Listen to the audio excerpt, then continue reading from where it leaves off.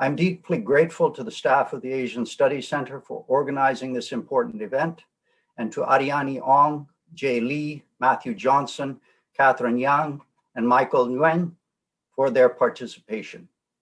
The staff of the Asian Studies Center, joined by Karen Liu, manager of the Pitt Global Hub, will introduce each of the speakers before we open the Zoom floor for questions and discussion. We encourage you to put questions in the chat feature of Zoom.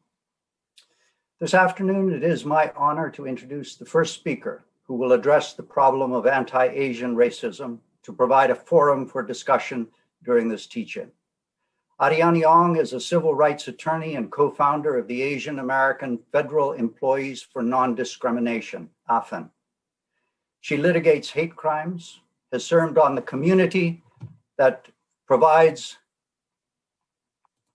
assistance to the advisory group to the U.S. Department of Energy Task Force Against Profiling, and has represented the U.S. before the UN Committee for the Elimination of Racial Discrimination in Geneva. Ariani Ong is also a partner with the Asian Studies Center and a co-PI on a major grant application for domestic international connection that we are submitting to the Carnegie Corporation of New York. This partnership also includes colleagues in the OCA, Asian Pacific American Advocates. We are honored to have Ariani Ong with us today to provide a perspective on hate crimes and anti-Asian racism in light of the recent cases of violence, especially the mass shooting in Atlanta. Please welcome Ariani Ong. Thank you. Thank you, Director Alter, and also Professor Cook and all the host organizations for inviting me to this teach-in. So it's a privilege to be able to spend this time with you at a teach-in on a very important matter. So Professor Cook had asked me to situate the Atlanta shootings in the broader context of anti-Asian violence. So to that end, I'm going to address 6 points, and that is what is happening today in the landscape, and to talk about the constant presence of hate crimes, who is targeted by hate crimes, anti-Asian incidents, including trends, and then to talk about the Atlanta shootings in terms of why that was elevated in the news and what significance this event, and actually the whole last year, has had for the Asian American community. What's happening right now? Over the past 12 months, Stop AAPI Hate has documented 3,795 hate incidents. These are all self-reported incidents on their online tracker, and it grew out of reports of COVID-related xenophobia and other discrimination, but it dates back a little bit even further, and I'll talk about that as well. In terms of the types of incidents that were being reported, the vast majority involved verbal harassment and shunning, which means avoiding Asian Americans, say, for example, on the train in public transportation. And these would fall under what I would call hate incidents. And hate incidents are not prosecutable crimes, rather they're acts or conducts or speeches, expressions that are motivated by bias. And they can include these verbal harassments and shunning, but also ridicule, insults, slurs, some graffiti, and threatening messages. That being said, they are still important to report out to the nonprofit organizations or your county office of human rights, because we're able to track, we meaning the advocates are also able to track for hotspots and to intervene if, for example, the efforts are by an organized hate group. The other kind of hate crimes that I want to talk about are those that are offenses that you normally are familiar with. Offenses committed against person or property, which are motivated in whole or in part, by that offender's bias against a victim's actual or perceived race, ethnicity, religion, sexual orientation, disability, or gender. And here, what we have reported are 11% of the total incidents reported to Stop AAPI Hate are physical assaults. We're brought here today because of the Atlanta shootings, and murders and rapes are rare, being the most violent crimes. Of all the hate crimes against all groups in 2018, they account for 0.8%, breaking down into 24 murders and 22 rapes. But they can also spike periodically depending on the year. I used to track hate crimes against Asian Americans, Pacific Islanders 20 years ago for then the only national report on those crimes. And the highest numbers of AAPIs who were murdered when I was tracking that's in 1999, was 4, across 4 separate multi-victim shootings that involved targets of other races and religions in the West and the Midwest.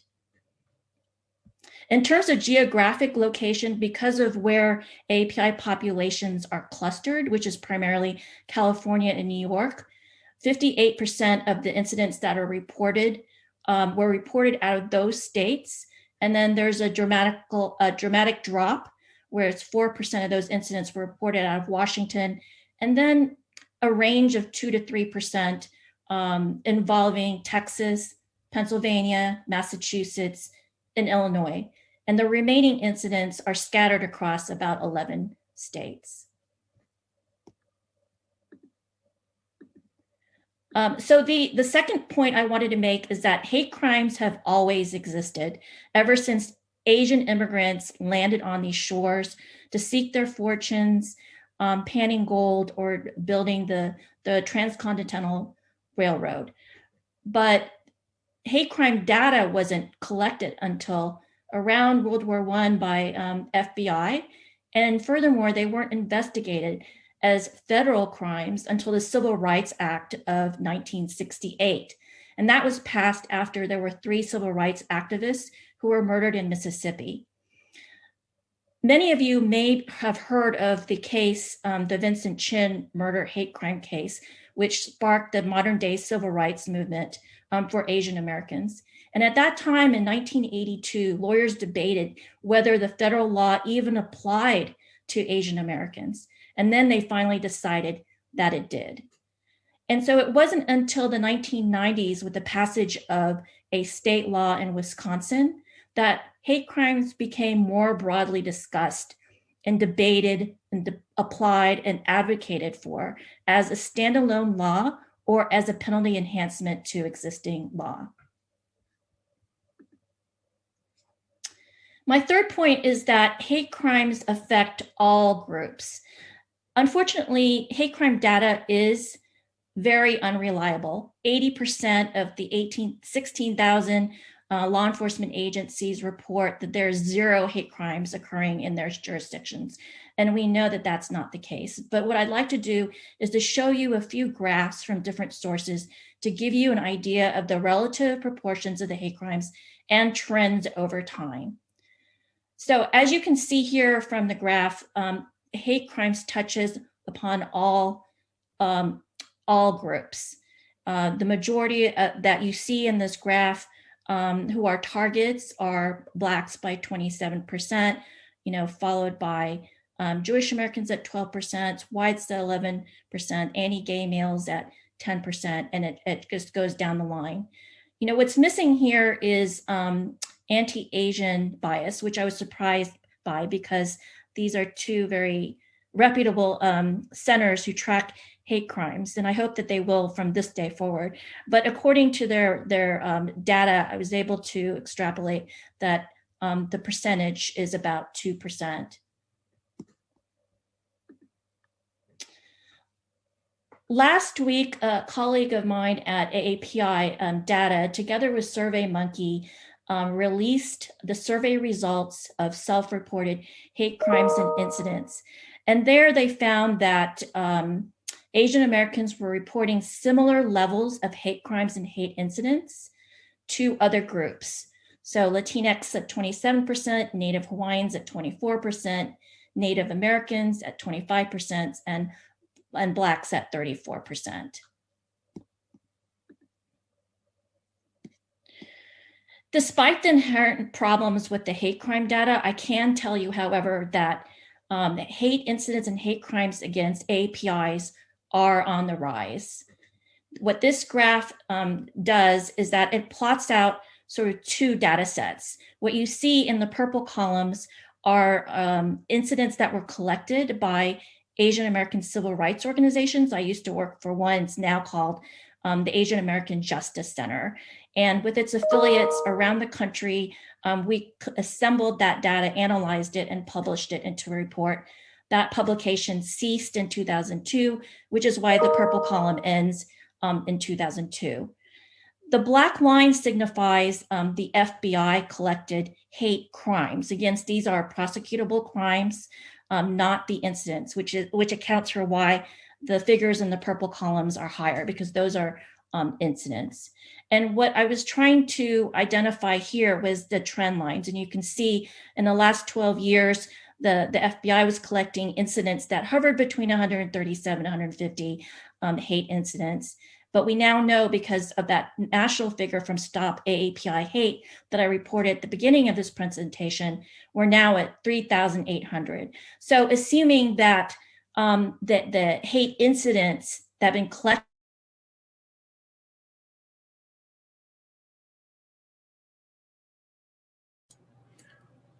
Ariane, you've muted yourself.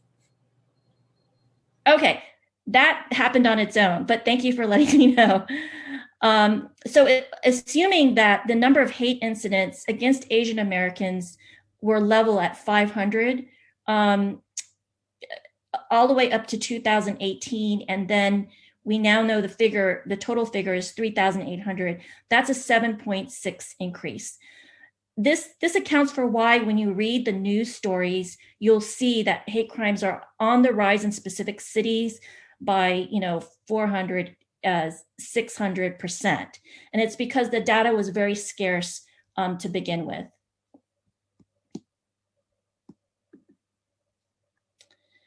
So my fifth point is that the Atlanta shootings was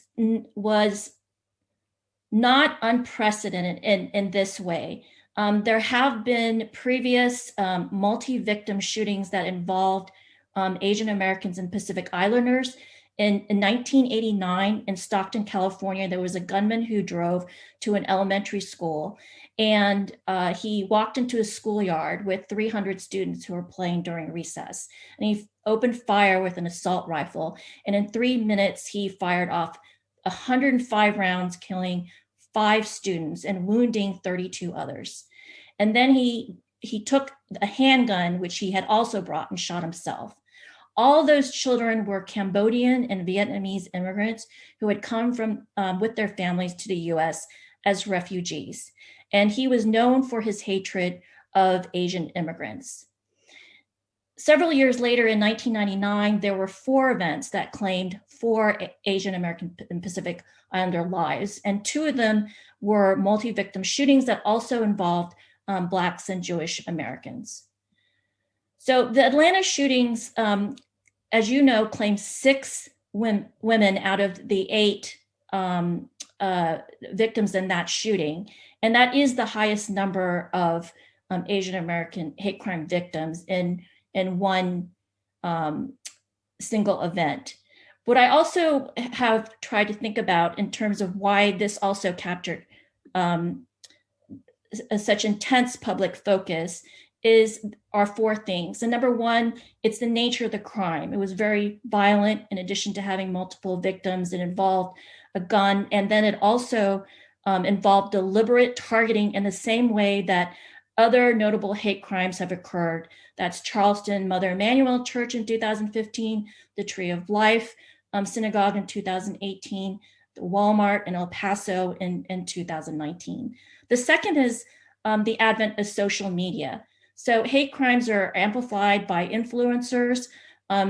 Here we can trace more of the media focus on the hate crimes due to celebrities such as Daniel Dae Kim, Daniel Wu, activist Amanda Nguyen, and others, and journalists and corporate professionals.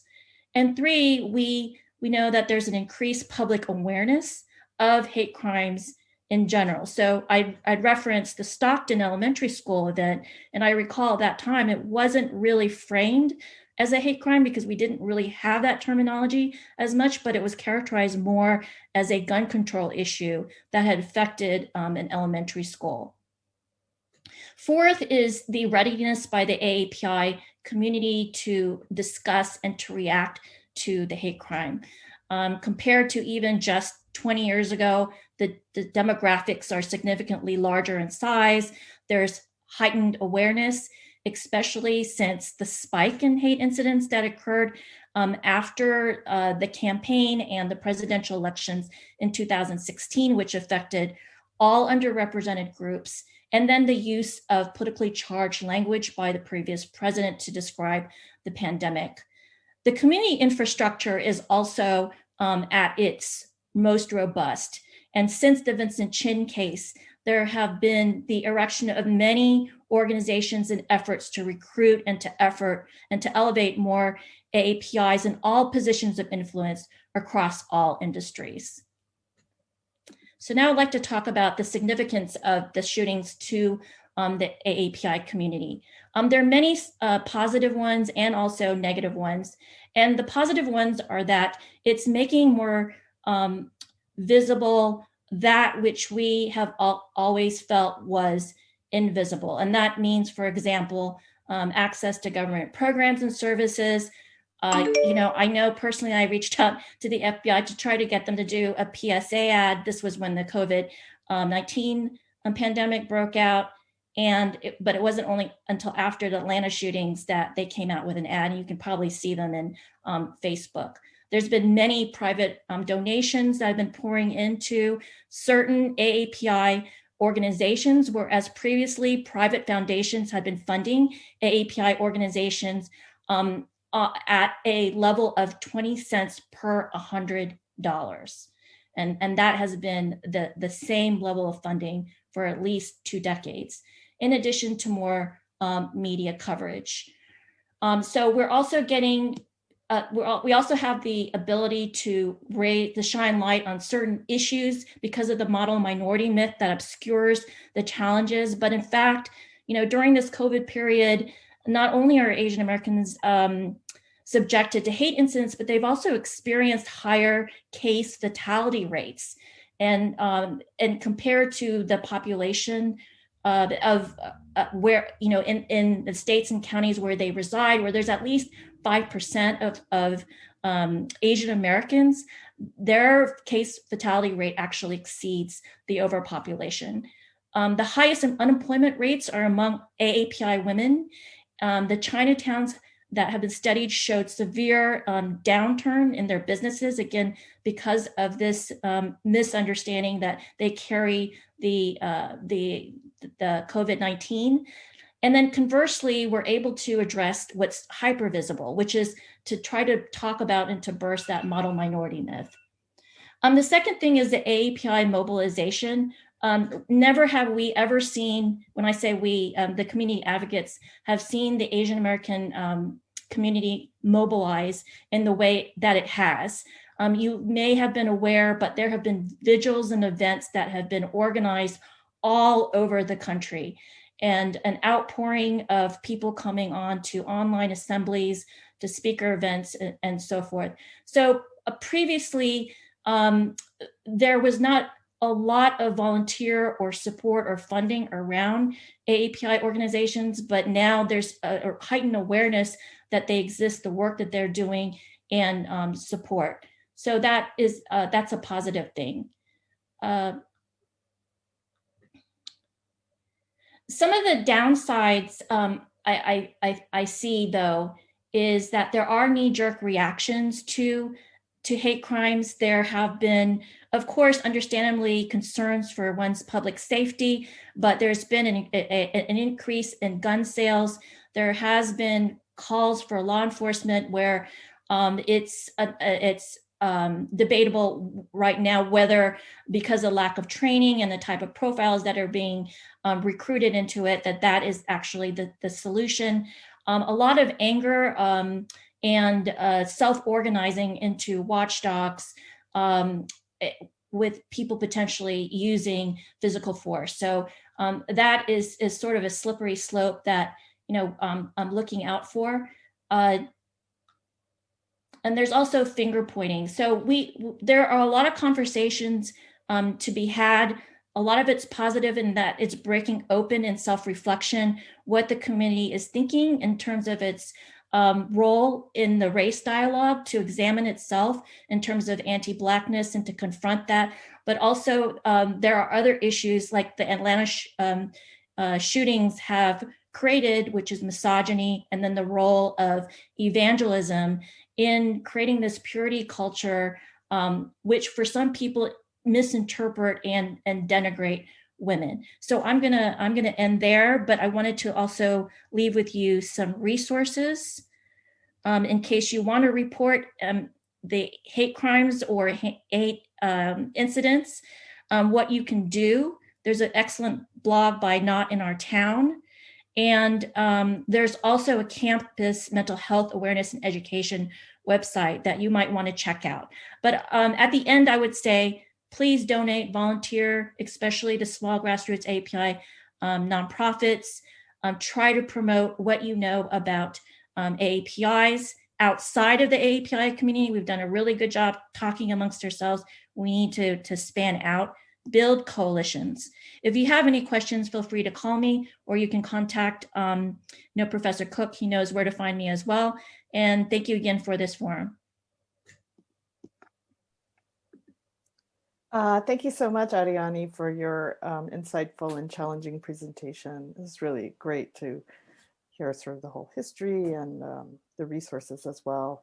You leave us all with so much to think about, and really in all the best ways. So I wanted to start out by saying thank you to all of you, all 70 of you, for taking the time on a Friday to be here, for being ready to listen and to learn, and just for being here with us. So I'm Lynne Kawadatani, and I'm sorry, I'm going to turn that. And I'm a third generation Japanese American. I work as the Assistant Director of Partnerships and Programming at the Asian Studies Center with all my wonderful colleagues who are here. And I also serve as a commissioner on the Pennsylvania Governor's Advisory Commission on Asian Pacific American Affairs. So before I introduce our next speaker, I wanted to leave you with 3 thoughts that I had been wrestling with over this past year, or probably even longer. And that's sort of 3 things: that Asian Americans are both, and Ariani mentioned this as well, invisible and also hyper visible, and often perceived as the perpetual other.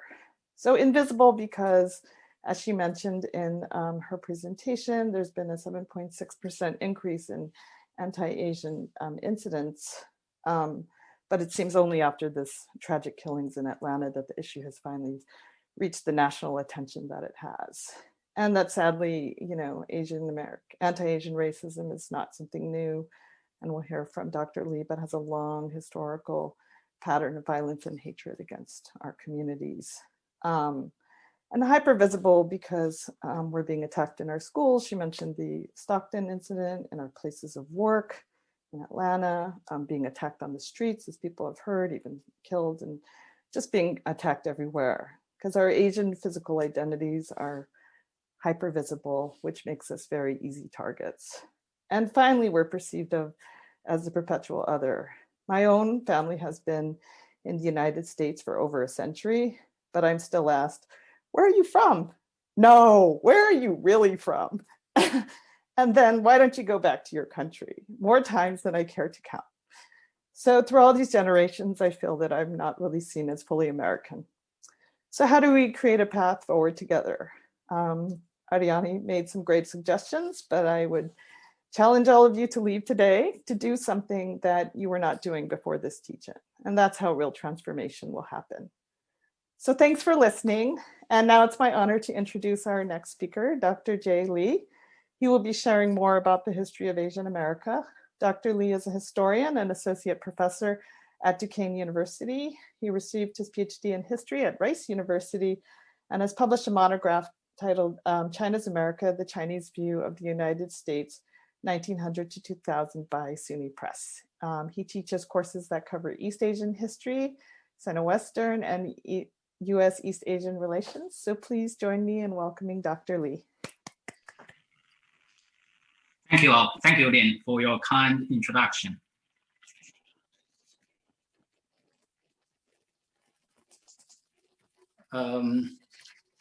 Let's see. Thanks to the Pitt Center for Asian Studies for to organizing this very timely event. And I am a new immigrant to the United States, and I teach East Asian history and the history of US-China relations. So here today, I will just offer a very sketchy history of violence and discriminatory policies, anti-Asian racism in the United States. Our speaker, Ariane, touched on this subject, so I will just expand a little and identify a few events in this history and conclude with a few very brief observations. So the immigrants from East Asia started to arrive in America in the middle of the 19th century. Whereas many Japanese went to Hawaii to work over there in farming and fishing, some Chinese came to mainland America. They were first attracted by the gold rush in California, and then later on, they were employed to work on the transcontinental railroad and in the mines of the American West. And before long, racist attitudes, economic competition, and cultural differences, led to the emergence of anti-Asian sentiments, and that soon led to open violence against Asian Americans. So here I identify a few major events. First, 1871 in Los Angeles, California. A mob of several hundred stormed into the old Chinatown over there and killing people and destroying property. So in the end, 19 Chinese residents were killed, and yet no one was convicted of a crime. So in the 1870s and 1880s, the US government started to pass some laws restricting and stop immigration from East Asia. So in 1875, the US Congress passed the Page Act, which restricted the immigration of East Asian women to America. And this, among other things, greatly contributed to the sex ratio that was already off balance within the Asian community in the United States. And then in 1882, the US Congress passed the infamous Chinese Exclusion Act, by which the immigration of Chinese workers to the United States was prohibited. And this law would remain in effect all the way to the 1940s, when the US and China fought as allies in the Second World War. And in the case of Japan, to avoid an open humiliation, in the case of China, the people was singled out to be banned from immigration. So the Japanese government, in order to avoid such open humiliation, signed an agreement with the United States government, by which the Japanese government will voluntarily, quote unquote, voluntarily prevent the immigration of Japanese workers to America. And the passing of such laws evidently encouraged the anti-Asian sentiments in the United States.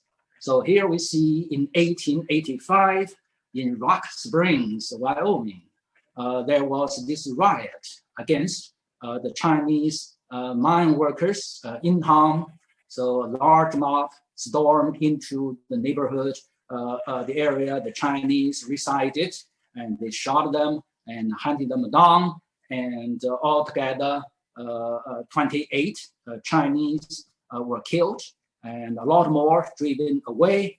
And yet again, no one was convicted of a crime. So I suppose we see a pattern. Moving into the 20th century. And of course, we must have all heard the internment of Japanese Americans during the Second World War.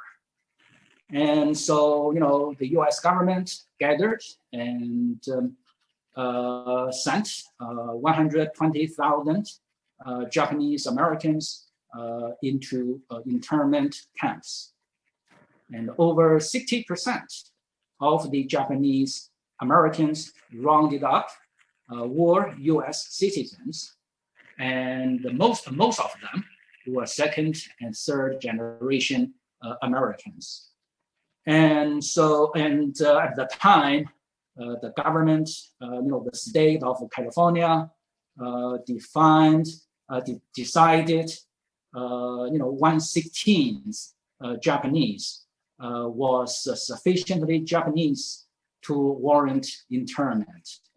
So, that's clearly governmental policy. And moving forward, in the 1980s, as Aapi mentioned earlier, this was after, quite some time after the onset of the civil rights movement in the United States. And here we observe the killing of Vincent Chen, a 27-year-old Chinese young man who was hosting a party before his wedding. And he was clubbed to death with a baseball bat.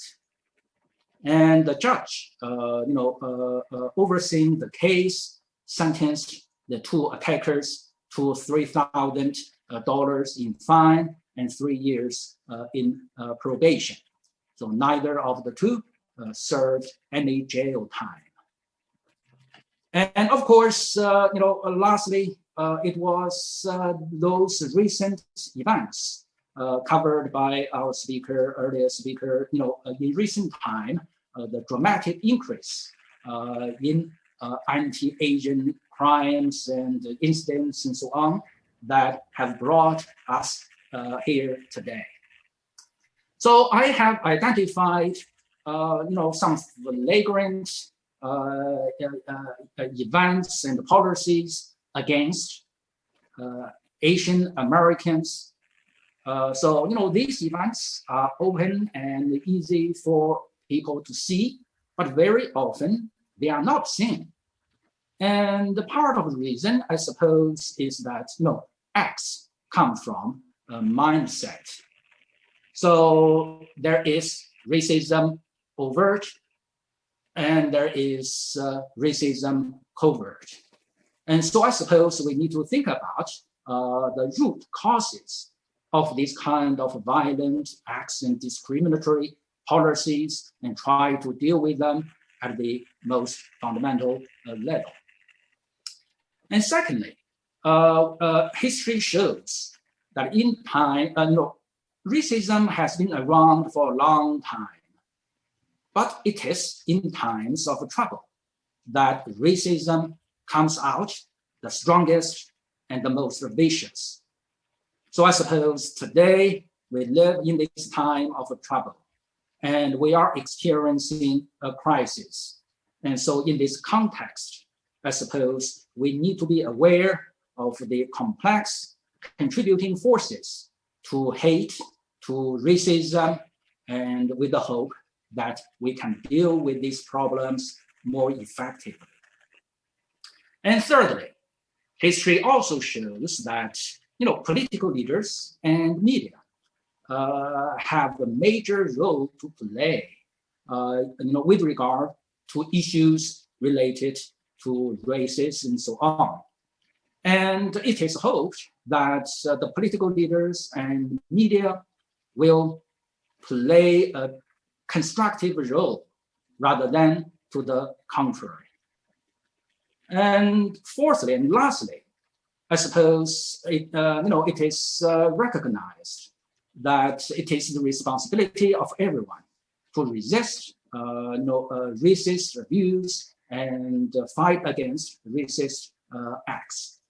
Because ultimately, as soon as we view any other human being as less than being fully human, this common bond within humankind starts to break, and in the end, it will not end well for all of us. So that's just a few thoughts there. And so I thought I would mention a few works as kind of suggested for the reading. And this book, The Making of Asian America, written by Professor Erica Lee, is this overall historical survey of Asian American experience in the United States, not just East Asians, but also South Asians and Pacific Islanders. And so, it's a comprehensive history of Asian America. And Ghosts of Gold Mountain, written by Professor Gordon H. Zhang, is this story you can see here about how the Chinese workers contributed to the construction of the transcontinental railroad. And From Whisper to Rallying Cry, this is a book on the case of Vincent Chen, which we mentioned earlier, and how it affected the Asian American struggle for basic fairness and equality. And this one, We're Gonna Be All Right, Notes on Race and Resegregation, by writer and journalist Jeff Zhang, considers the experience of Asian Americans in the larger context of American society with regard to, for example, the experience of African Americans in our time. And lastly, Minor Feelings. This book is written by this poet, woman poet of Korean descent, which considers the Asian American experience from a very personal perspective. So it seems to me they all make very good reading.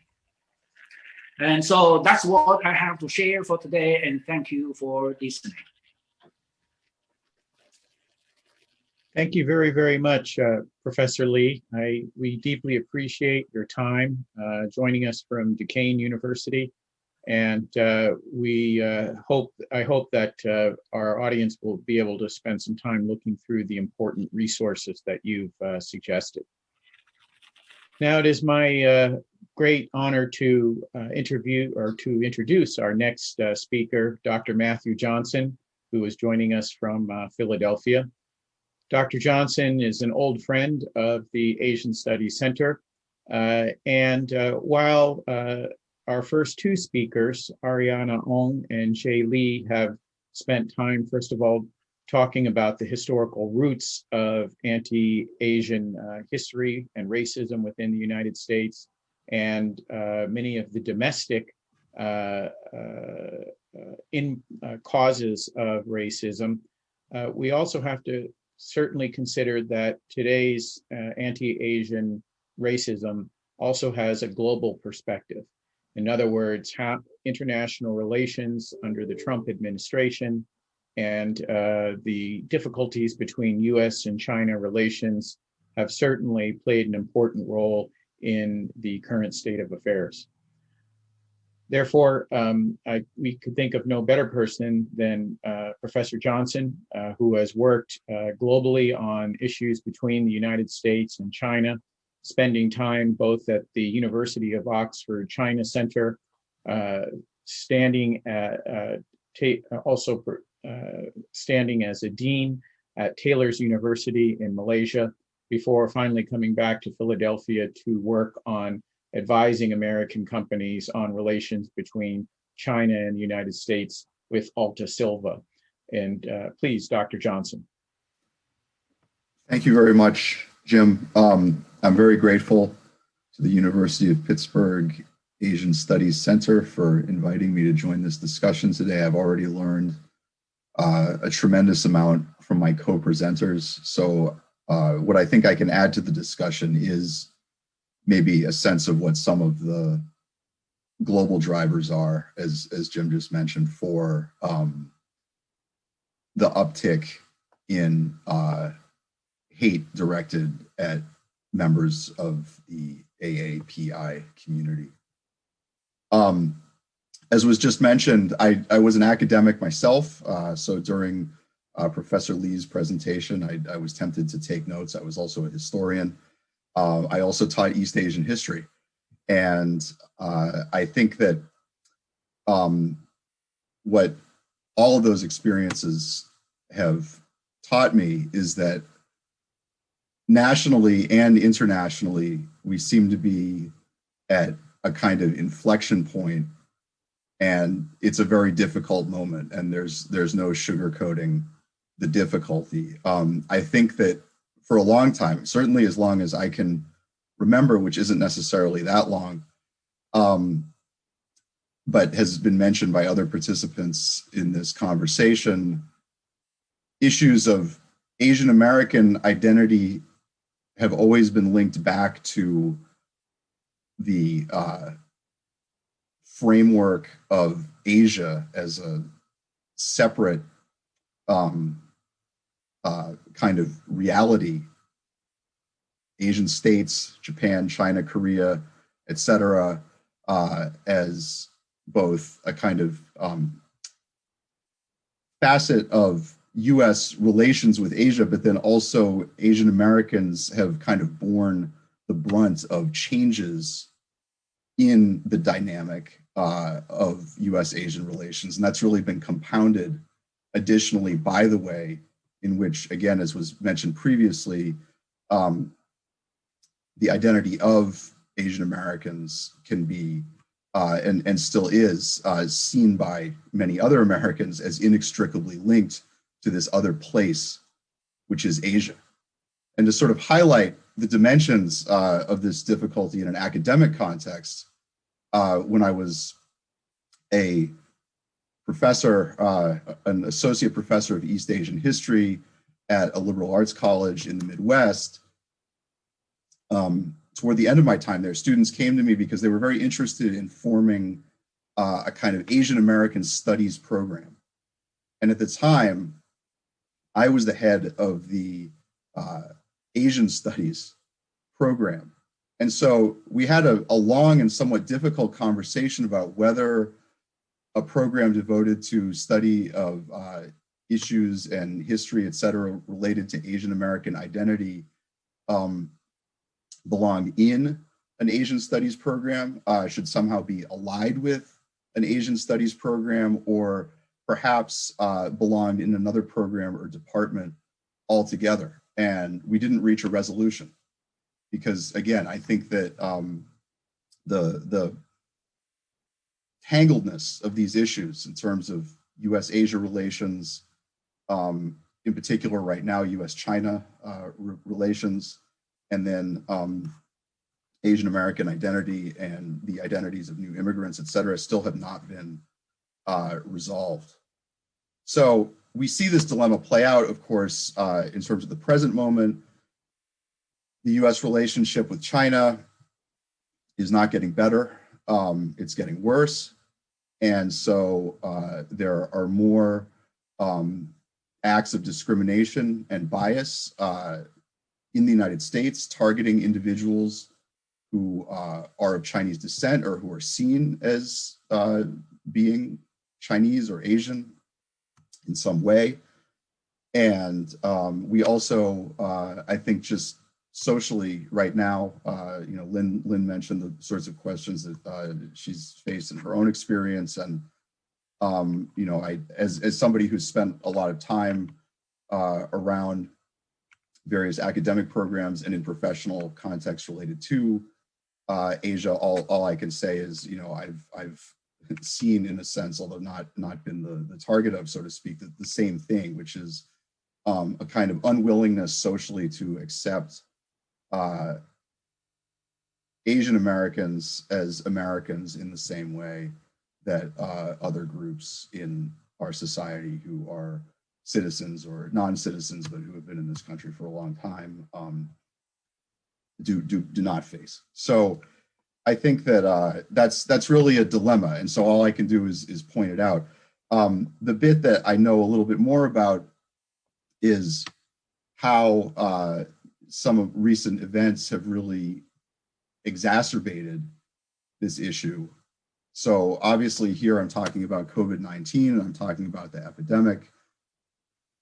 That was something that I had to pay very close attention to as part of my professional work in the early days. And even before the epidemic and even before its appearance in China and then spread to Europe and then the United States and then other parts of the world, US-China relations were entering a very chilly period, and lawmakers in Washington were already pushing forward acts that aimed to censure China and Chinese officials for their policies related to Xinjiang and related to Hong Kong. And on the China side, China's domestic media was at a fever pitch in terms of pushing back against these, what were seen as unreasonable actions being taken by politicians in the United States. So when COVID hit, relations between the two countries were already extremely frosty. And on top of that, there was already a kind of war of words that was taking place internationally. Now, for various reasons, probably too complicated to get into right now and in the time remaining, early on, as the epidemic spread, spokespeople for China's government created a narrative that COVID did not come from China. It might have come from some other country, like Italy. Now, again, keeping in mind that the US was already, and China were already sort of locked in a war of words related to other issues, the immediate response from the Trump administration and from President Trump himself was to push back and talk about the origins of the virus in very graphic terms, that this was the Wuhan virus, this was the China virus or the Chinese virus. Now, in retrospect, this was a terrible decision that had a really, I think, dire impact on how Asians are perceived in the United States. It would be hard to argue otherwise. At the time, I think it was seen as, part of kind of pushback against disinformation that was coming out of China's Ministry of Foreign Affairs.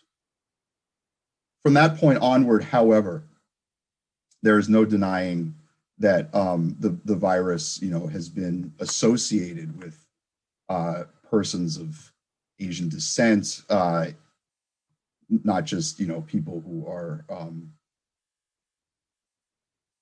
non-US citizens in the United States. In other words, what the US government tried to do was put travel bans up to stop the movement of people from other countries, particularly Asia, into the United States. Fine, but rather than seeing those vectors in those disease vectors in rational ways, basically the reaction, I think, to President Trump's remarks, and you could argue, I think, also that sentiment was already there, was simply to associate anybody who was, appeared to be Eastern Asian with the virus. And again, I can only repeat that I think it's had a really terrible impact on relations between members of American society. It's created a lot of suspicion, mistrust, and it's ultimately resulted in violence and hate and intolerance at much higher levels than have been seen in a long time. Another driver, which exacerbates the situation further, which is related to the kind of situation that we're in terms of US-China relations, is that the United States has been dealing at several levels with espionage that is directed by the government of the People's Republic of China. And this might seem like, an overly, what would I say, kind of like specialist kind of argument, but the way that it plays out is that there is increasing concern, and it's fed by media at all levels of society, that China's government is using Chinese companies, is using Chinese embassies, and is even using Chinese student groups and institutions like Confucius Institutes as vectors, as platforms would probably be a more appropriate word here, for activity mainly directed at industrial espionage and sort of public opinion shaping. And this conversation has really run amok in the sense that I think at the popular level, especially, there's not a lot of specificity around these allegations. And so you have media, some of it originally fairly fringe media, but I think has now moved toward the mainstream, which is sort of riding this dynamic and spinning off all kinds of conspiracy theories, and is therefore really charging the atmosphere. And again, it is having the consequence of directing a lot of suspicion toward AAPI groups, particularly Chinese people, Chinese Americans, Chinese new immigrant students, et cetera, in the United States. And how that is going to improve, I think, is a really open-ended question. I'm a member of a professional community that is, some of its members especially, extremely online. So I pick up a lot of different bits and pieces of this conversation on Twitter. So the question now is, how to provide realistic advice and appraisals of China's government and its policies, et cetera, without fanning the flames of hatred in our own society. And I haven't yet heard a very convincing answer because any new piece of information, it seems, just gets taken and blown up or magnified beyond all reasonable proportion. But all I can say is that obviously staying as close as possible to the facts really matters, and being very careful about claims and noting where your information doesn't go, basically. So if we think that Confucius Institutes are avenues for Chinese government influence, and this is part of a conversation now, well, then we need to be pretty specific about what kind of influence we're talking about, and how to document that influence, et cetera. So it's a very tricky moment. I would say, for these teach-ins, when I was a student, it was 9/11 and American war in the Middle East that got a lot of attention on campuses. Now I think rightly it is issues of racism and discrimination. It's important to leave people with a sense of hope.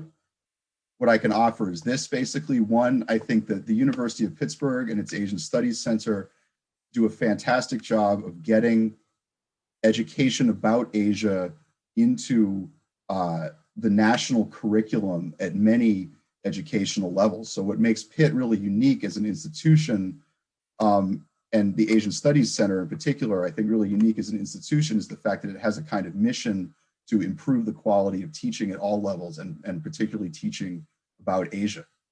because it's really through education that I think attitudes will begin to change, and particularly we might begin to kind of untie this knot of constantly, seeing fellow citizens, recent immigrants, others who come to this country or, who are in this country and who are seen as being, again, as we've discussed now from several different perspectives, Asian and therefore other, it's time to move beyond that. And so in my own lifetime, certainly in terms of representation in media, certainly in terms of the courses that are taught on university campuses and even at other levels of the curriculum, I think there has been more teaching and there has been a broader, range of voices and perspectives that are represented. But there's this counterforce right now, which is, a deep shift in the relations of the United States with Asian countries, and particularly China, as I mentioned at the beginning, that is providing a real headwind for that kind of progress. And so in terms of thinking about what we can do, I have to confess that I'm a little short on suggestions, at least for the moment, but I would say that we need to start by diagnosing this problem better and framing our actions better in terms of understanding that when we're navigating issues of hate and bias, we are also, in a sense, navigating issues of geopolitics and international relations. Thank you. Thank you, Dr. Johnson, for your talk on current U.S.-Asia relations, especially U.S.-China relations. I'm Haixia Wang, Program Coordinator for Foreign Languages across the curriculum program at the University Center for International Studies. It's my pleasure to introduce our next speaker, Catherine Yang. Catherine is a junior studying bioengineering at Pitt. She is the current president of the Chinese American Student Association and is also involved in the East Coast Asian American Student Union. She is originally from the DC area and plans on pursuing medical school after graduation. Catherine, please, thank you. Thank you for that introduction. And I also would like to thank the Asian Studies Center as well as Lynne for reaching out to me. Let me share my screen real fast. Okay. So I'll be talking today about the unique position of APIA students in advocacy, just to help better represent the student perspective in the work that we've been doing on campus and in the community outside.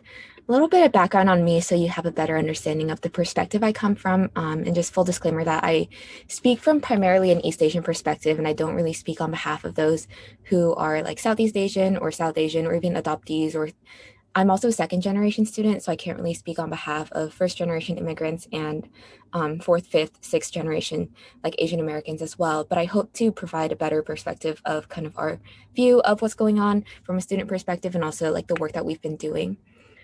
To give a little bit of background of how I came here and some of the experiences that shaped my perspective, I lived in Iowa for a bit when I was young, and I was in the Midwest, and it's about 2.7% Asian. So that's kind of where I first experienced microaggressions and acts of racism. I distinctly remember in second grade, people making fun of my Chinese name. And I grew to become ashamed of my language and ashamed of my culture. And I remembered being treated differently because of the food that I ate and the way that I looked. When I was 8, I moved to the DC area. Specifically, the county that I moved to was about 20% Asian. And this is when I first started to kind of grow into my identity and accept myself for as I am. And I think this is also when I met other people who advocated for their culture and would correct people if they were wrong.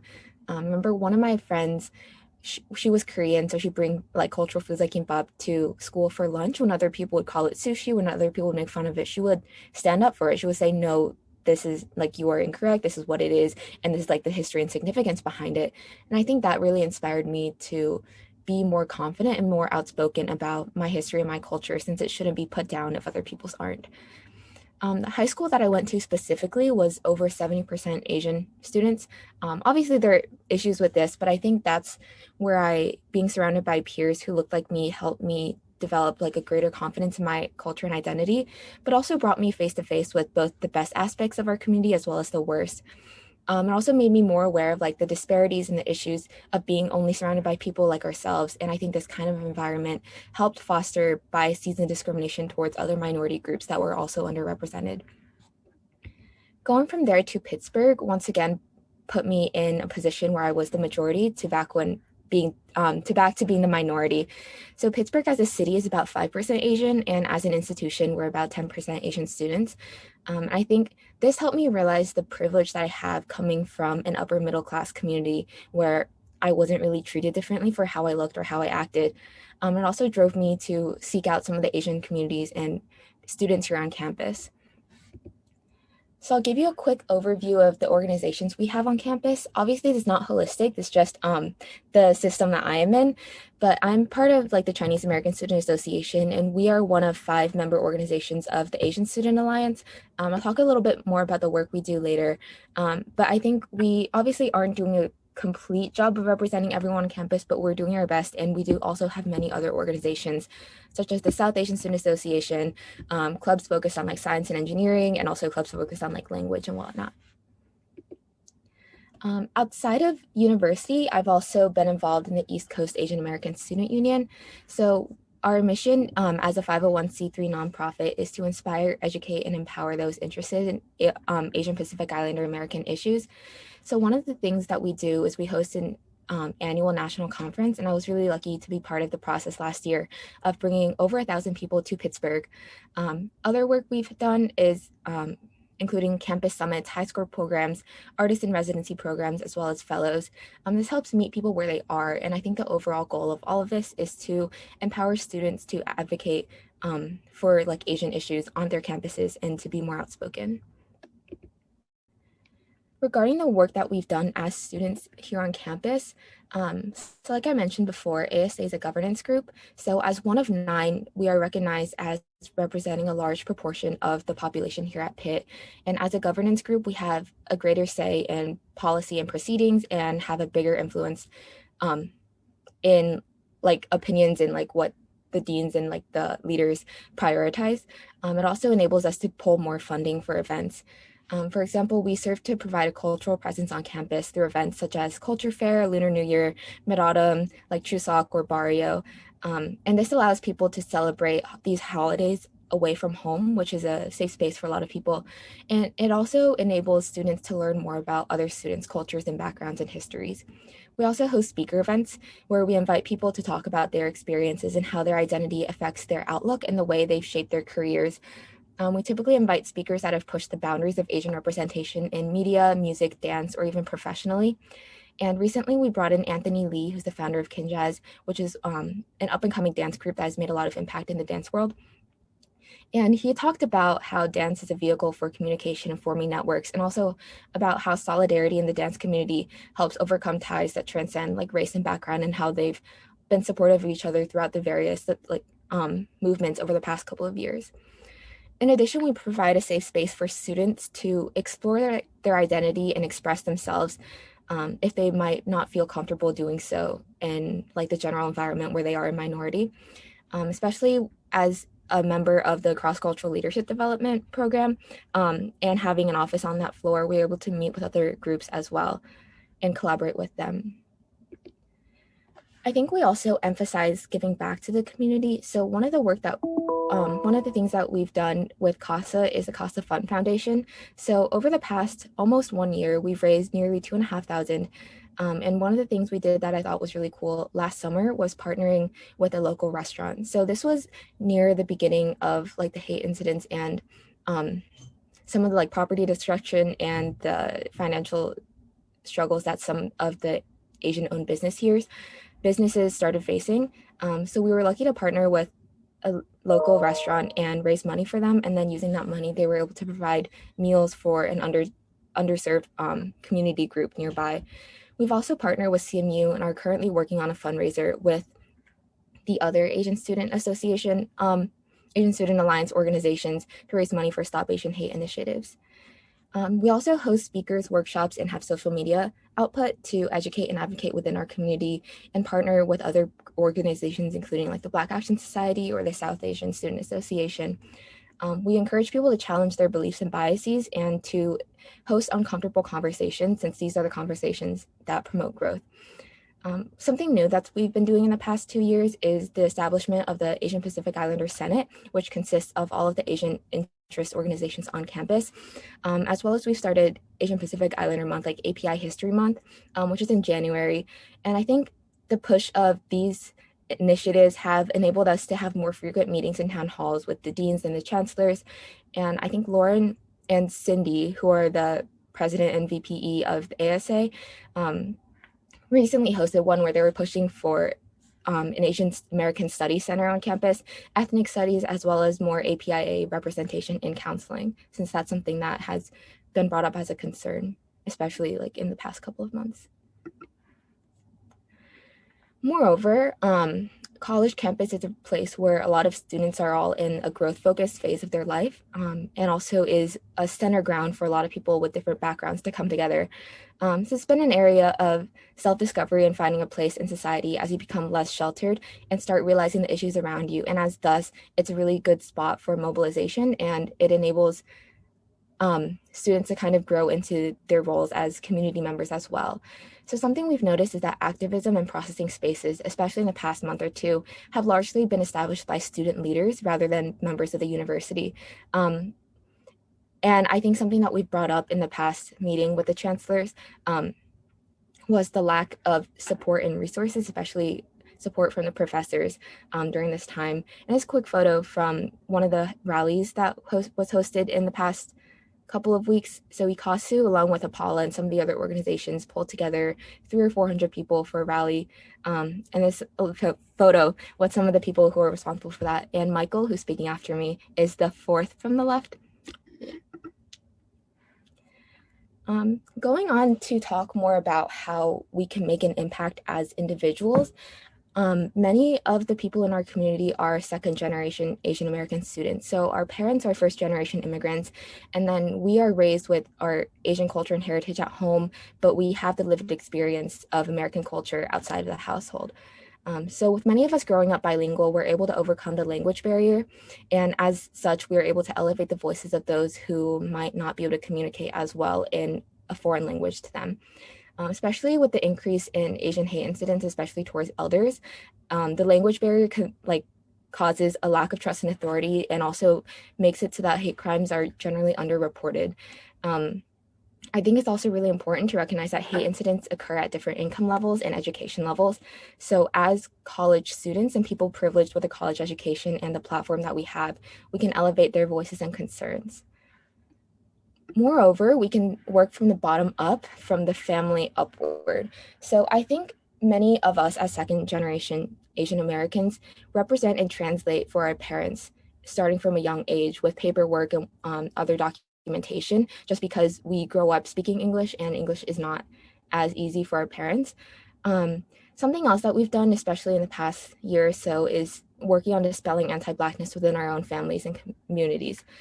So I know that our difference in ideologies, many of us between us and our parents, arises from a difference in upbringing and culture. For example, they grew up in an environment where their peers look like them and they act like them, and then they moved into an environment where they may face discrimination due to the way they look or the language that they speak. On the other hand, many of us who were born and raised in America are raised around peers who don't look like us and are kind of facing microaggressions and discrimination during formative childhood years of our life. I also think that violence against Asian Americans or Asians in general isn't new, but many of our parents weren't here to experience it, and they weren't really taught about that, obviously, like in their home countries and before they moved here. So many of them aren't really aware of the systemic racism that exists within this country and the implications of that. Obviously, the work that we've done hasn't nearly reached an end. So I think it's really important to acknowledge that all of our advocacy initiatives are based on the works of those before us. Nothing that we do stands alone, and nothing that we do ends here. And I think it's especially important to acknowledge that the Stop Asian Hate movement couldn't exist without the civil rights, Black Lives Matter, women's rights, and queer rights movements that came before us. So I think also another thing to emphasize is solidarity and allyship, as well as education and open-mindedness. Pushing other people down and try to get yourself up is only going to keep all of us down. So I really emphasize solidarity and working with other groups because we're all fighting the same battle and striving for the same thing.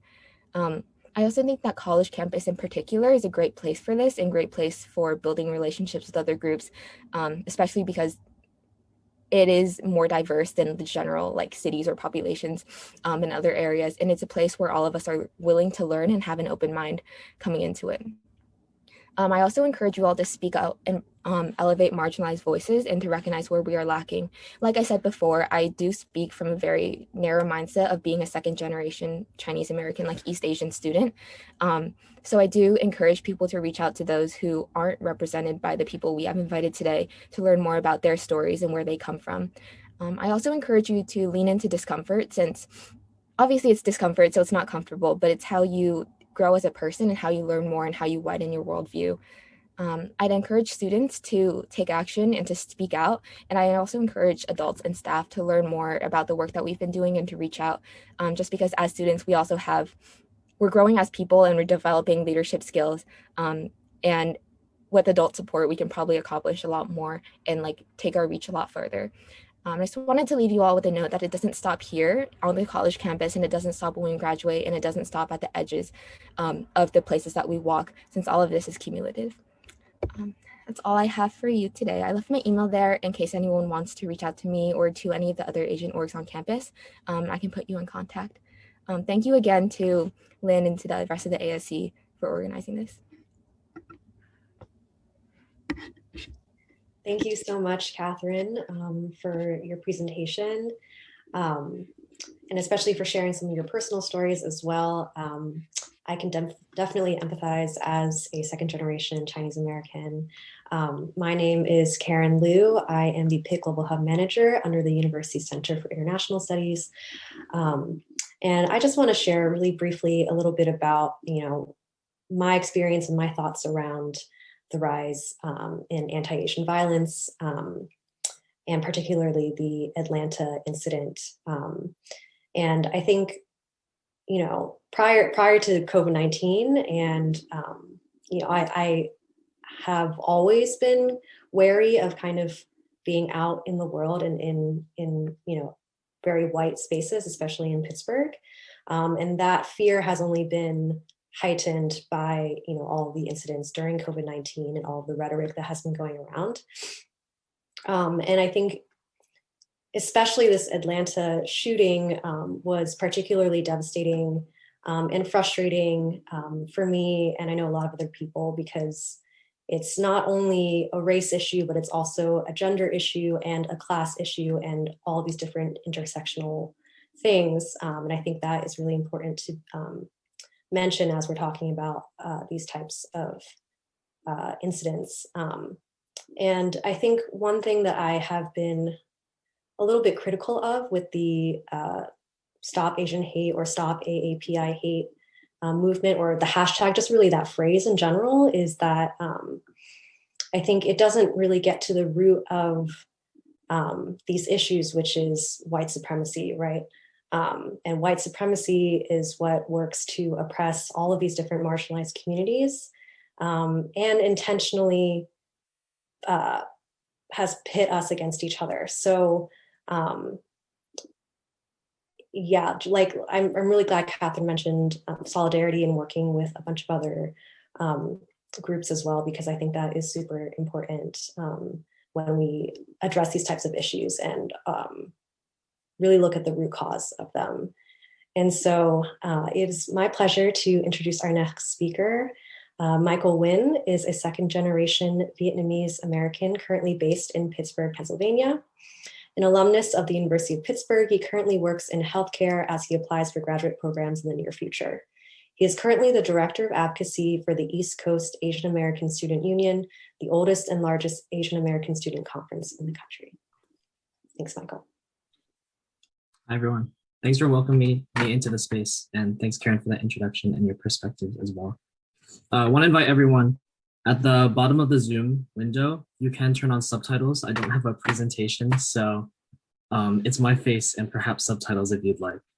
I said before, my name is Michael Nguyen, and I use he, him pronouns, and I wanted to talk about histories and systems of harm against APIA communities in the US and how organizing can and must exist outside of these specific instances of violence or tragedies to truly improve conditions for our communities. I want to emphasize that most of the things I'll reference here are the ideas of others, and I will credit them as they appear. The work and activism that so many Asian Americans are coming into in this modern era are births from work and movements rooted in history and in identity. The labor movement, civil rights movement, women's movement, Black power movement, and environmental justice, most of which the work and organizing is shouldered by those multiply marginalized. Black folks, Indigenous and First Nation peoples, LGBTQIA+ folks, low income and first generation immigrants, women of color. The list goes on. I hope I can pass on a snapshot of the work that so many others have already done before me. I wanted to emphasize first that violence against Asian Americans is not something new or emergent come the pandemic of last year.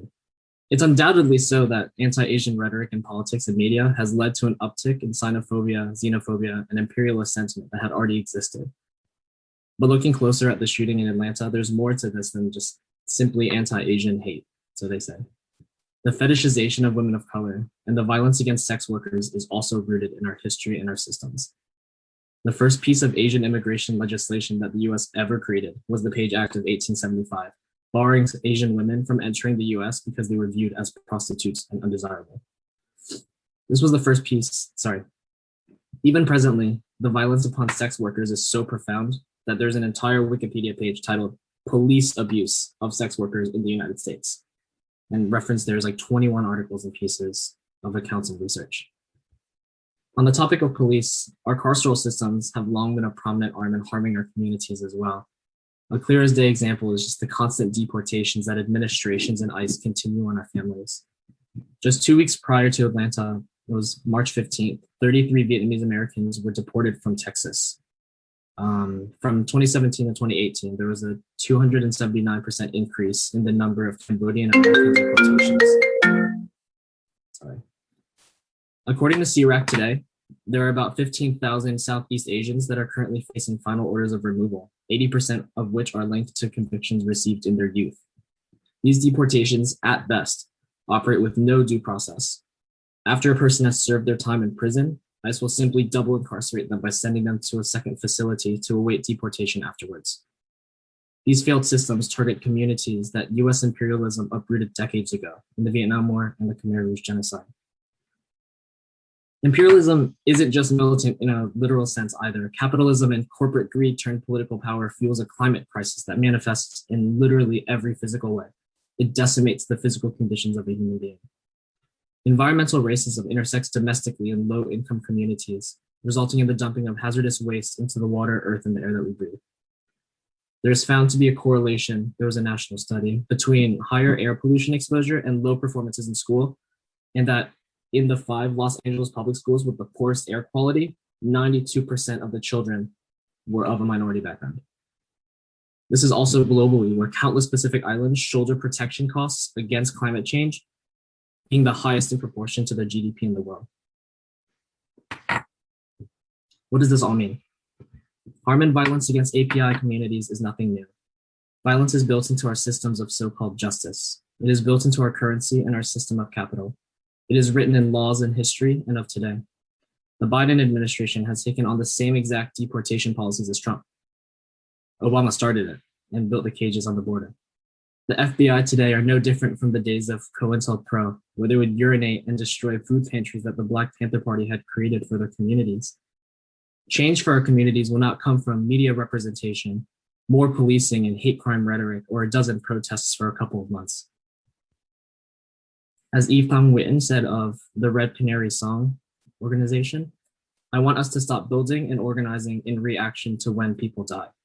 I want us to organize to keep people alive. This is community investment, community safety, and community care. Mutual aid is a community structure that ensures that its members can have its necessities of survival, housing, transportation, food, and medicine. Gardens, community centers, schools, and the arts that the community itself invests in pays in dividends to its members. This is something that the revered elder Grace Lee Boggs had so vehemently pushed for in a post-industrial Detroit. She would encourage even something as simple as reevaluating the systems that you push for right now and you contribute to, and thinking about how to reinvent and dream of a world where all community members can actualize their needs and identities justly. An organization I want to emphasize in Pittsburgh that has recently done this is the Pittsburgh chapter of the Sex Workers Outreach Project. A week ago, they put on an event called Rest, with the intention of providing a space of processing, healing, and rest. Rather than galvanize people to fight for a community very militantly, they restored energy by having the arts, handcrafts, literature, yoga, qigong, and an altar for the lives lost and more. This was an incredible event I was grateful to be able to attend. I could feel the power and the energy of a community being revitalized, but in a gentle and healing way. I think a quote that was used at this event describes this galvanization really well. It's from legendary civil rights activist Audre Lorde.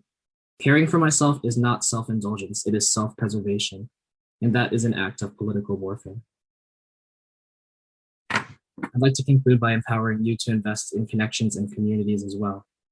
Pittsburgh, similarly to Detroit, has an especially unique position to invest in communities. A post-industrial city, seeing the failures at the seams of capitalism lends to our dreaming of a more just community. This is a city where segregation seems built into our neighborhoods. Gentrification and relocating still happens today. The regrettable history of the Hill District echoes in Bakery Square. Oakland is a food desert driven by a university with economically driven political power in the city. But this is a place where we can rediscover our needs and community care. We can rediscover and reinvent our relationship with food, with redistribution of resources, of rest and energy, of protest and power. So without taking too much time, I just empower you to love and to think, to build each other up, and to remember, in the words of Grace Lee Boggs, another world is necessary. Another world is possible. Another world is happening. Thank you.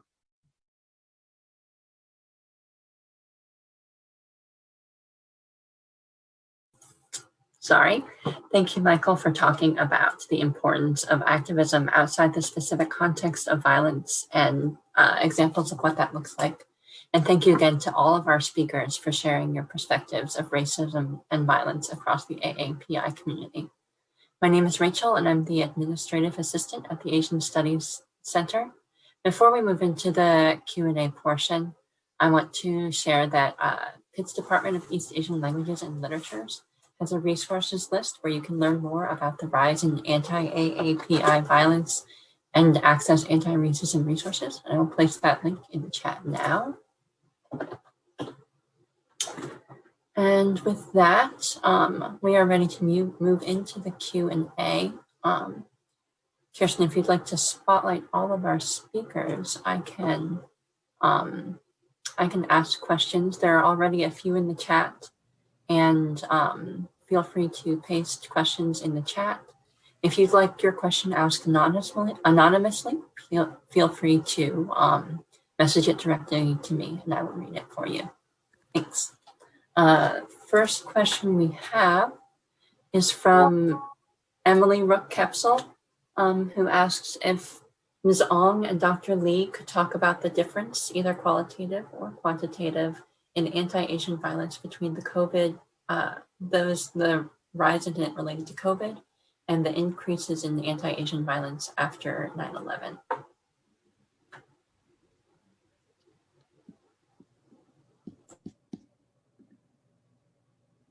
I can speak to that. So because of the deficiencies in the infrastructure to gather hate crime data, it's very difficult to compare those two time periods.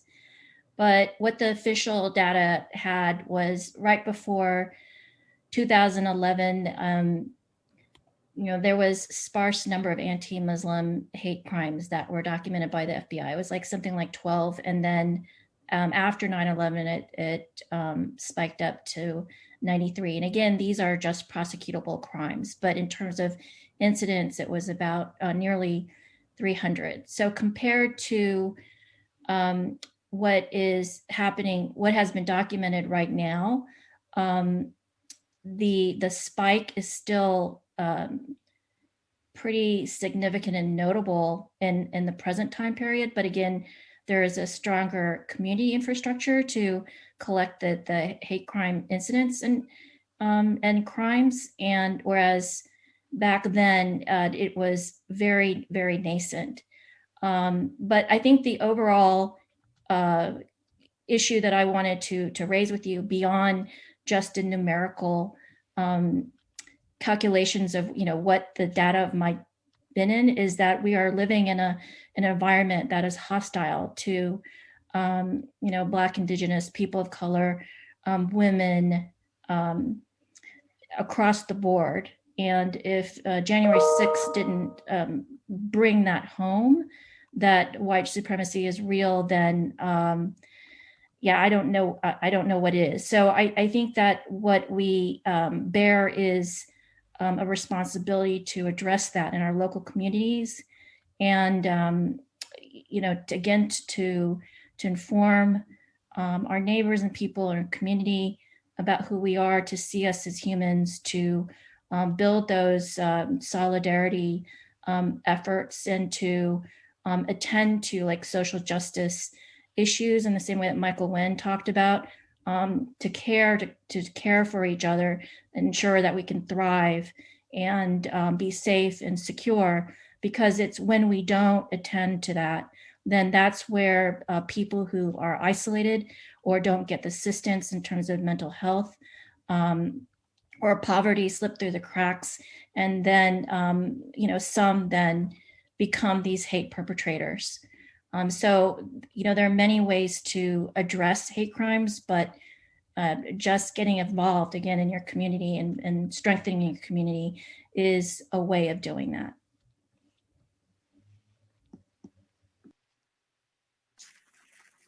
I think Ariane answered the question very well, so I do not have a whole lot to add to it. But I think the question is a very good question. That is, so we observe this pattern. There's some major event takes place, and then there is this significant increase, in violence and so on against a certain group of people. Unfortunately, that is the case, and we know that after 9/11. There used to be dozens of incidents against the Arabs and the Islamic members of the Islamic communities. But after 9/11, the number increased to hundreds. So I suppose we observe this something similar happening along with against the background of the COVID and the overall U.S.-China relations and so on. So I suppose there's something to think about along that line.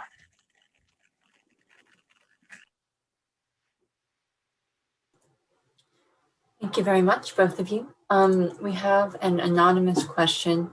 Our conversation today has been widely focused on East Asian violence, or violence against East Asians. With the deep history of Southeast Asian violence, much of it being state-sponsored and much of the Southeast Asian community being lower income than East Asians, making them more targeted for hate crimes, how do we center these voices and stories? Since the homogenization of our communities is also harmful, how do we work together to fight anti-Asian violence while also recognizing our stories, experiences, and backgrounds are very different? Anyone can take that.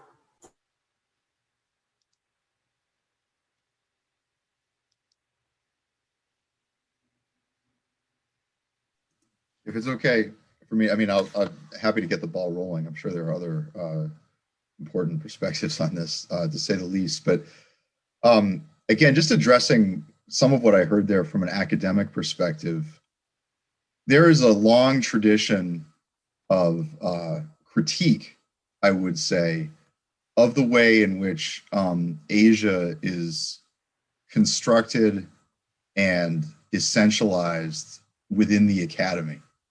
And the idea which I mean, and there are certainly some aspects of this critique which I subscribe to personally. The idea that Asia is a definable object that can be known, you know, through culture, history, language, etc., has some truth to it in the sense that there are long histories of interactions between these civilizations, and you know, certainly culture and language and history are all important. On the other hand, it's very important, I think, also to ask to whom is this construct of Asia important? Why is it important? What are its strengths and weaknesses in terms of, you know, anything from, again, thinking through international relations to understanding the identities of individuals who come from these regions. And so I think certainly as scholars and thinkers and analysts, you know, that's more the vantage point that I'm coming from. We have to be very careful about how we deploy terms like Asia. And it's not, I think, a cut and dry issue that Asia is a sort of single region and that we gain in terms of our knowledge from treating it as such. I think you could argue exactly the opposite. You could argue that it's a far too abstract concept to really be very meaningful, either as a focus of scholarly inquiry or, and this is what I hear in this question also, you know, potentially, or as a point of mobilization. I guess to add on to that, in terms of the political movement, Asian American and Pacific Islander is a artificial construct that was created in order to unify all these smaller disparate groups, because otherwise we would be considered statistically insignificant and would not be able to raise needs such as access to government programs and services. I think where people get then confused or oversee then is the needs, because once we catch the attention of those decision makers, then we have to unpack the distinct and unique needs of all the different ethnic groups, of which there are about 50. And so what the people in these pan-Asian American coalitions have tried to be very mindful about doing is lifting up all the stories and voices and needs of all the different groups.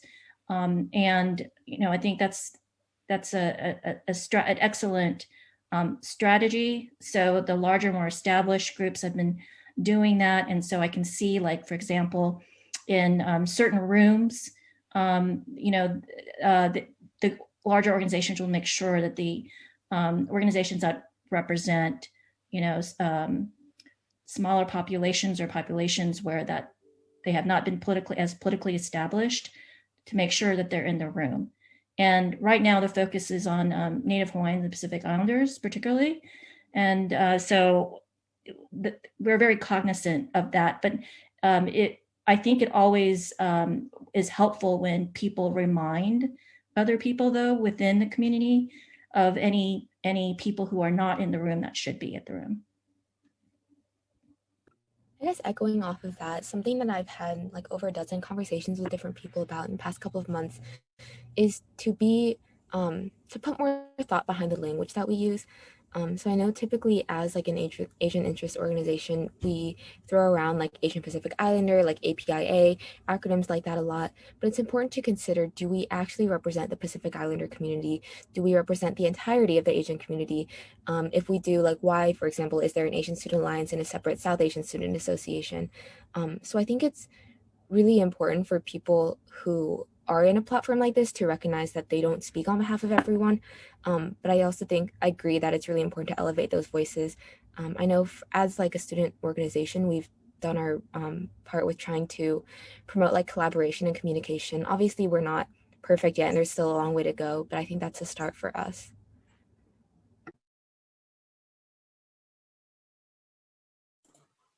Would anyone else like to address this question?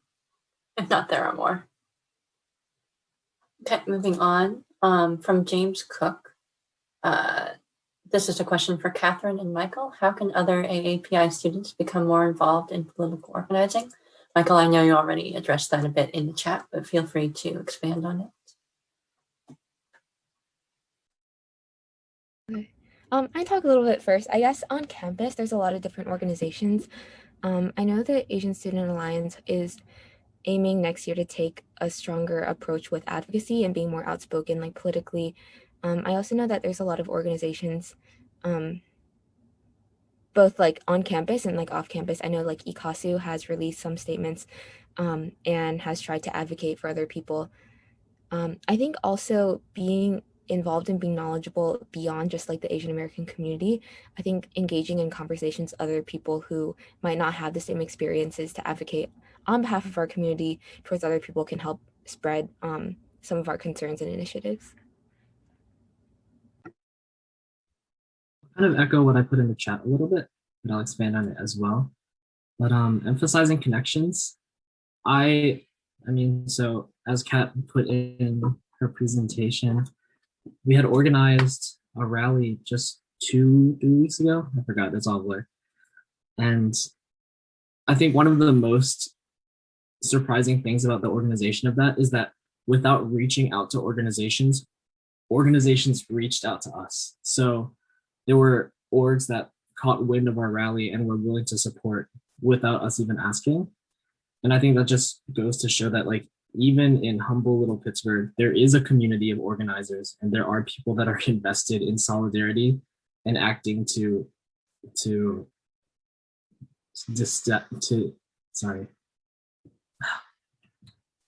dispel white supremacy and oppressive systems. So that being said, there are organizations that come to mind like APALA or maybe ICASU or student orgs as well, like ASA and all of the other Asian interest orgs. There's also an API Senate that operates within SGB, the Student Government Board, that has a larger collection of Asian interest organizations. Just emailing anyone or texting anyone, or literally even, I know social media activism has its own caveats to it, but when you see like what orgs follow which orgs and which collaborate with which, you'll be able to find a network that you can very easily plug into based on your interests, your passions, and your capacity as well. Thank you very much. We have another anonymous question. How can people who are not members of the AAPI community support the movement without speaking over the community or intruding into AAPI spaces? And then Stephen Larsky asks a related question. How can people who are not part of the AAPI community best act as responsible allies and help combat this racism and prejudice in our community? I'll take a shot at that. If you belong to a nonprofit board or you're on a local commission, try to recruit AAPIs. I know that the general sentiment is it's kind of hard, but you also have to look at where you're looking. Sometimes you have to go to the community spaces where people are and to get to know them and to sort of socialize them to the idea of serving, because that might not be in their upbringing, in their homeland's culture. For example, my parents came from Indonesia, and there really wasn't a tradition of community-based organizations, and even to this day, it's been very difficult to see Indonesians organize in a formal way nationally. So reaching out. Also, if you're a policymaker looking at the data, and oftentimes we're rendered invisible because we're in the other category. And so to parse that out so that there is a category for Asian Americans and Pacific Islanders, and then furthermore to disaggregate it. Because again, even that moniker obscures the different challenges within the different ethnic communities. There's a very broad spectrum of socioeconomic levels within the API community. And some of the groups that face certain challenges in education and economics is obscured. I think the other thing is to lift up also candidates who are, running, we found that even today, when it comes to policies and practices, it turns out to be the Asian Americans in the organization that are the internal champions, which make it even that much more significant for us if they're in these roles. So, when you're going through like the candidate forum biographies, do a second pass. And, if someone doesn't speak using the same vocabulary that, you would be accustomed or most comfortable with, just listen more deeply at the nut of what they're saying, because they might not use the precise words because it's their second language, but they actually may be in complete alignment with the positions that you want. So those are some recommendations that I would make.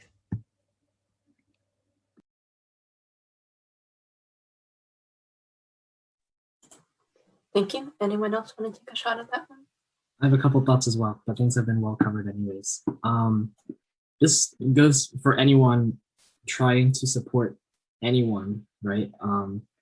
I think a big thing to ground ourselves in is that you cannot determine for yourself that you're an ally for a community. Only that community can determine that you are an ally to them, right? And that's a really important thing to ground yourself in.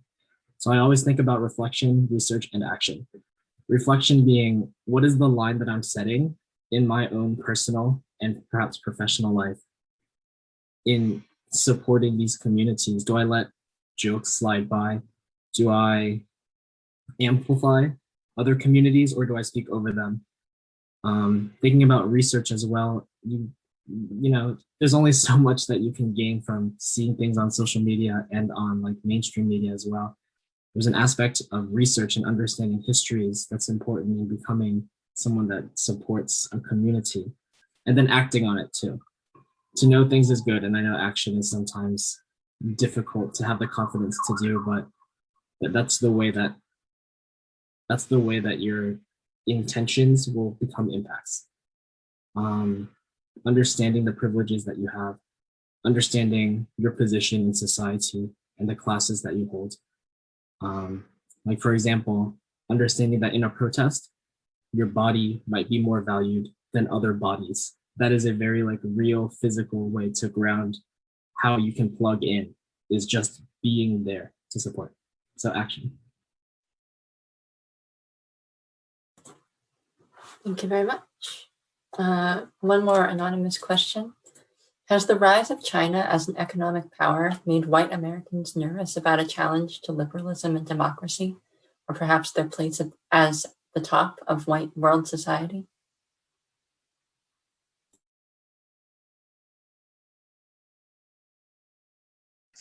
Dr. Johnson, do you want to respond to that question? You're on mute.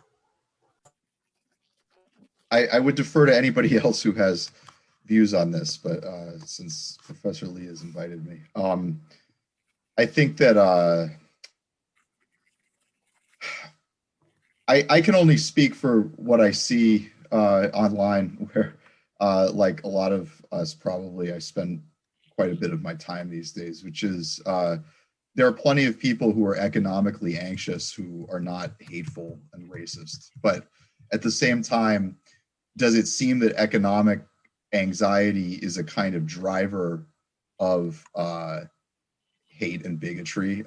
Yes, I mean, I think common sense tells us yes also. So certainly, I think just based on informal observations, there's not a lot of rigorous science behind this. What I see is that media really, I think, frames economic anxiety these days in terms of global forces.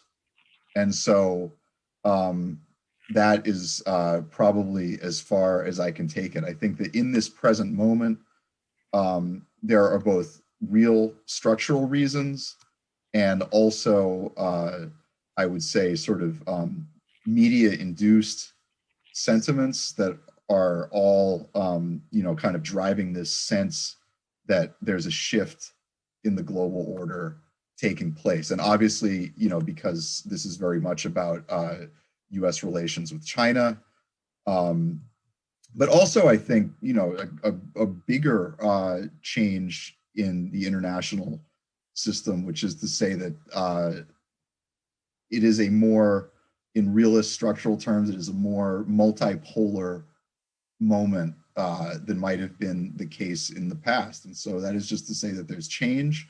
People feel uncertain. They always feel uncertain.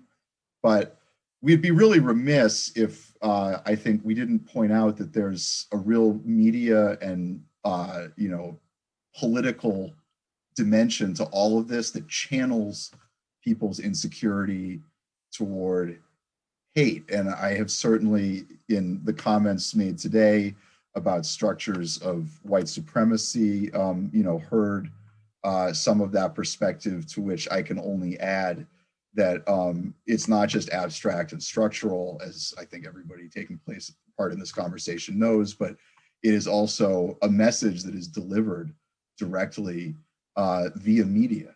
And that's something that we have to think about. I mean, this is another one of these dilemmas. How do you have free speech and openness in a society while at the same time ensuring that that same openness is not being used to harm members of that society? It's a very, very difficult balancing act that democracies are all engaged in right now for a variety of reasons.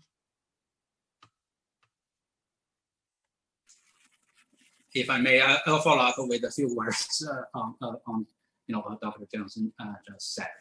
I suppose we all recognize that larger events do have strong impact on racial relations, in the United States, and for that matter, in China, based on what we have heard recently. So all societies have to deal with these problems, and these larger events, affects internal politics and so on. In the case of Vincent Chen, we talked about earlier, he was, got into trouble partly because the two attackers believed him to be Japanese, and therefore was responsible for the loss of auto jobs in Detroit. That was one of the things that set it off. So I suppose larger events certainly behind this kind of a racial relationship and so on. But I suppose, China is certainly changing and is developing very fast. But I think increasingly there is this recognition in China that is, the people have to be, a member of the international community. In other words, the success of the country is actually rests on the rest of the world. China being the major manufacturing power and trading country. And therefore, I think that on the other side, in China, there is recognition that there has to be take and give. So you cannot just take everything without giving anything back. And so I suppose it's hoped that this traditional Confucian emphasis on reciprocity, that is always kind of mutual relationship. And so there should be just one winner, is that your chance to win is going to be dependent on whether the other side is going to cooperate or not. So ideally, it's that kind of a recognition that we are going to win collective together, and that will help to improve the relationship between the United States and China, and also indirectly have a more positive effect on racial relationships in the United States. Just that. Thank you.